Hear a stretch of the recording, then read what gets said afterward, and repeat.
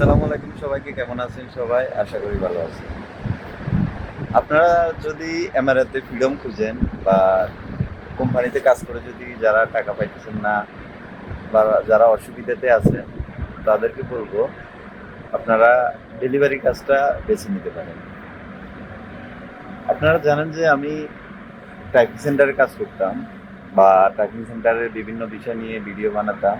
এখন দেখতেছেন আমি রাইডার কাজ করতেছি, ডেলিভারি কাজ করতেছি। আসলে ডেলিভারি কাজে হয়তো কষ্ট কষ্ট আছে, কষ্ট আসলে যেকোনো কাজেই আছে, সব সব কাজেই কষ্ট আছে।